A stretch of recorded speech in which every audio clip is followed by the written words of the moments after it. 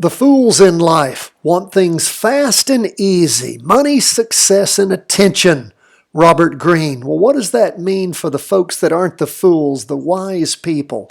They're willing to get those things slow and with work because that will last. 10 to 15 minutes each and every day, that is all we ask for chart mastery. And my friends, once you master the charts, you have the knowledge. You're not relying on tricks and magic and witchcraft and all the other crazy something for nothing schemes, because that's all they are, is foolishness.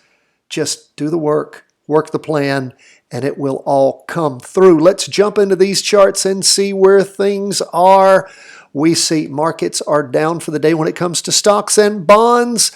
And when we look at things like Bitcoin, depending on which Bitcoin you're looking at, 24-hour Bitcoin's up a little bit. The Bitcoin ETF that we track, the short-term future ETF, is down a little bit. And we see gold is up just a smidgen. Let's jump first into the S&P 500 as we always do. We have gone up and we have gone down again. We have pushed through the 200 EMA on that half-day chart. When we look at the two-day chart, it just turned red. Check it out. Just turning red, heading down, pushing through also the 200 EMA on the two-day chart. When I say turning, I'm talking about the STC. STC is still green on the weekly, but a big down week already beginning with that first drawing of the candle. Now, it's just Monday. Things are subject to change. But again, some weight pushing that market down. We're waiting for the STC to reset now that we're below the 200 EMA to jump into a down move. You might say, Tom, why wouldn't we jump in when it's above the 200 EMA? Because, my friends, you are reading the past. It's easy to Monday morning quarterback and say, hey, why didn't we jump in here? Why didn't you? Because it was above the 200 EMA, because we have rules and we obey them. And the reason we have rules is because they work. Not all the time. If it was all the time, there would be no market. There wouldn't be a market at all. It's got to have the ebb and flow.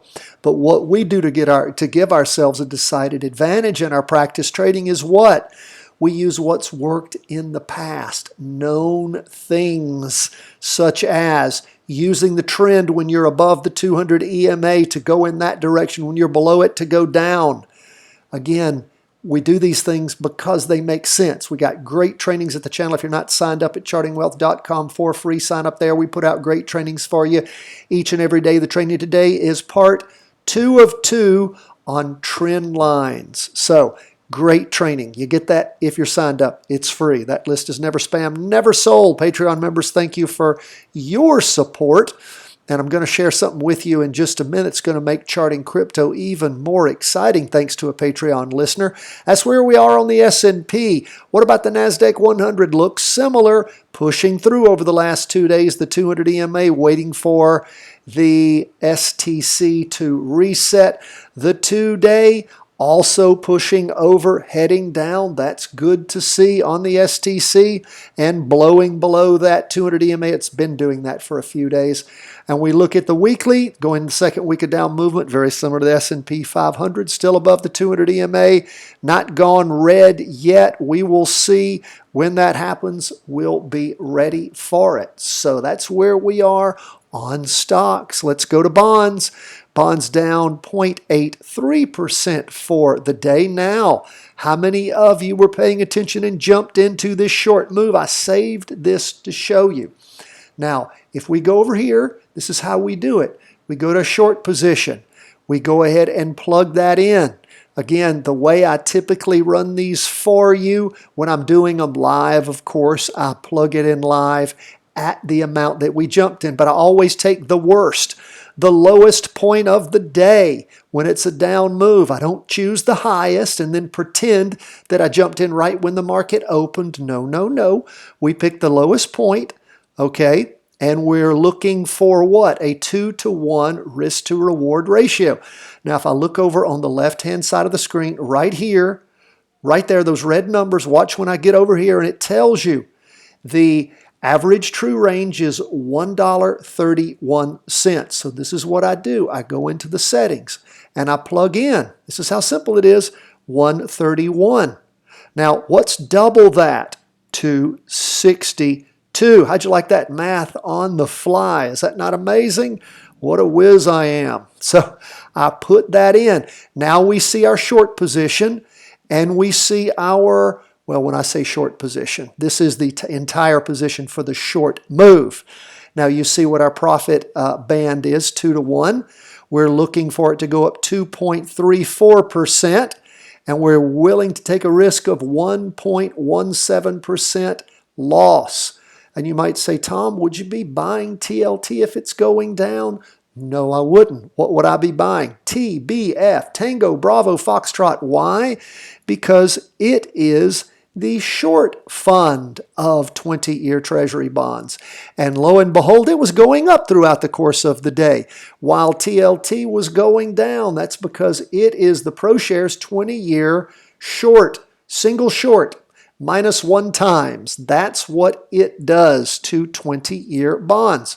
So I go ahead just for simplicity's sake, and I use it with this chart so I can plug it in. I don't have to go back and forth with charts.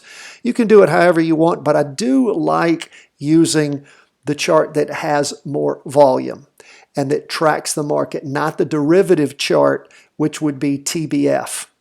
I like to use TLT. And the same with the S&P 500 when we're going short there, SH.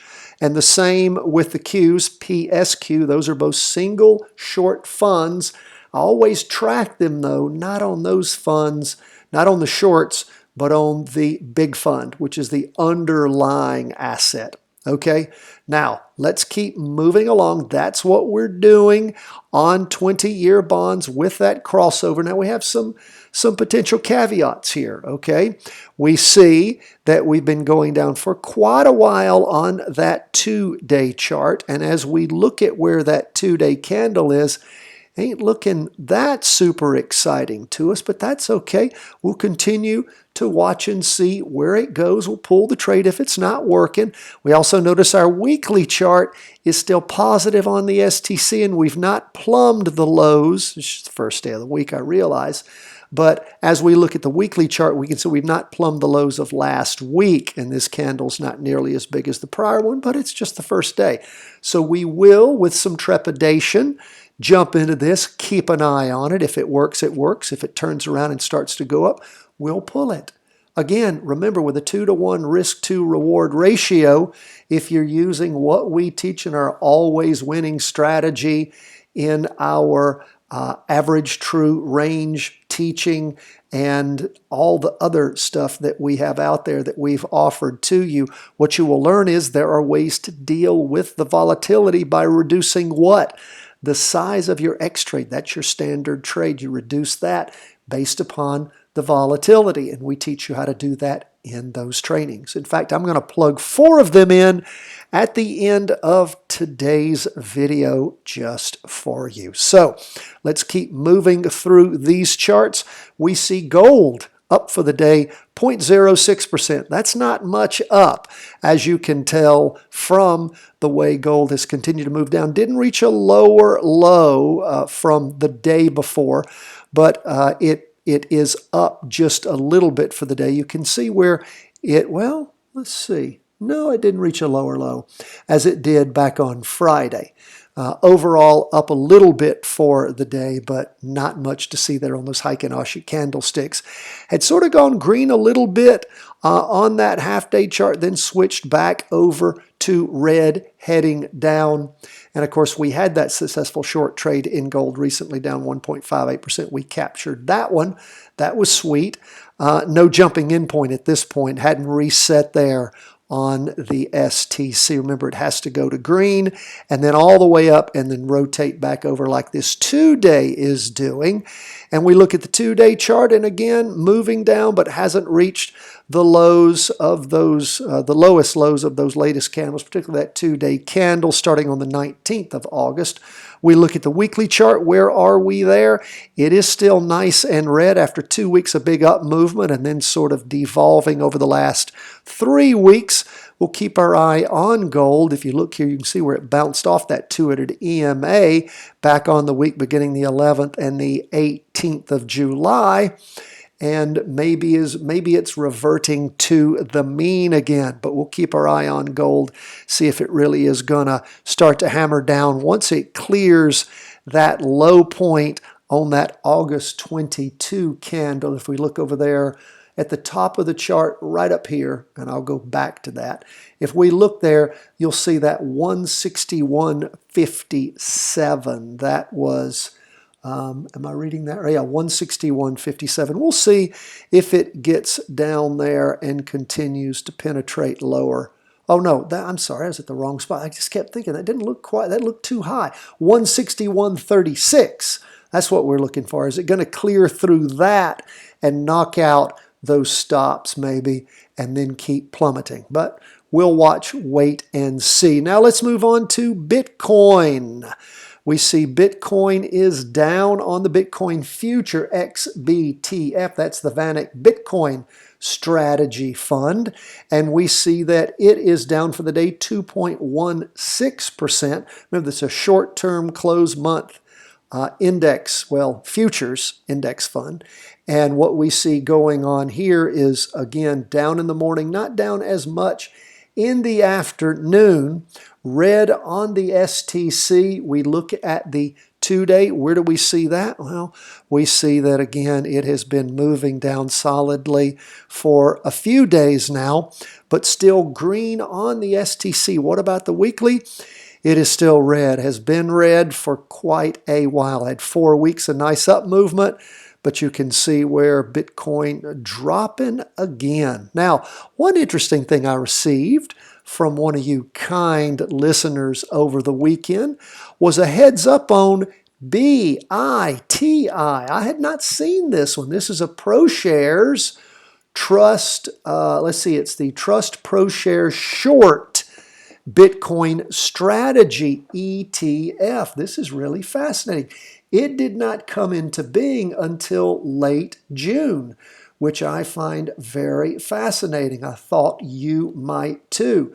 And it again is another one of these funds that is set up to do particular things. And what makes it so interesting is this one is set up to short Bitcoin. And again, it is something that you can play around with, pay attention to. I find it mighty fascinating just what all you can see it doing. I'm looking at what I went and read at ProShares about it.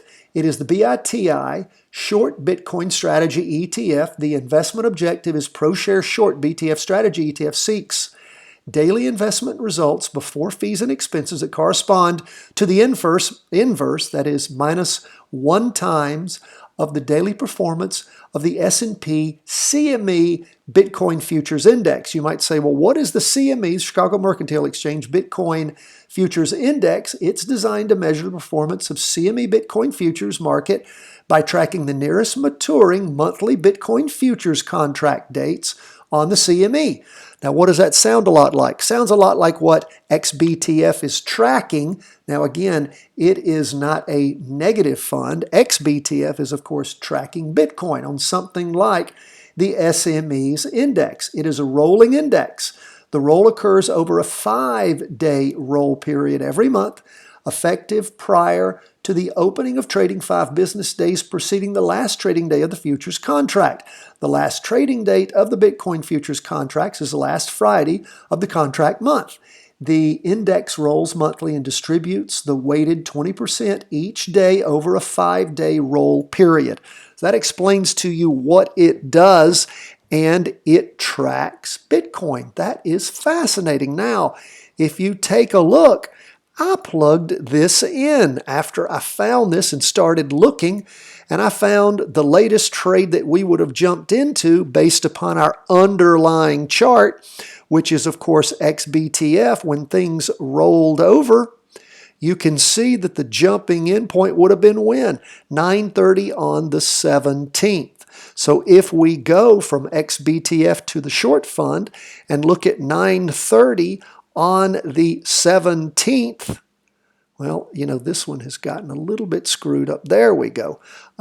We would have done and I've mucked this up here, but you can see clearly we would have on this candle within what, 2.5 days jumped in and pegged that up right at 8% very, very quickly. And again, you could also have very, very quickly lost, but we were basing that on what? We're basing it on the way that we practice trade, which 2-to-1 risk to reward ratio using our underlying chart, which is XBTF, to help us see those crossovers. And you might say, Tom, where were we on the 2-day?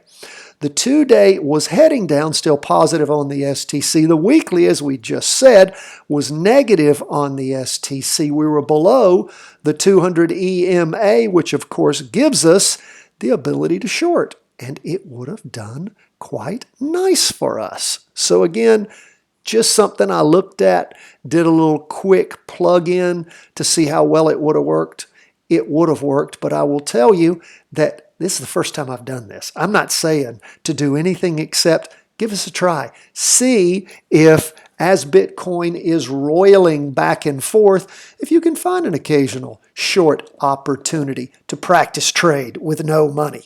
Not giving you any trading advice, just trying to give you some things to have a little fun with and to learn with. My friends, it's always great to have you with us. Show's gone a little long today, but I wanted to show you this latest little inverse fund we found to have some fun with the crashing of Bitcoin. God bless my friends. All the best from the whole team at Charting Wealth World Headquarters.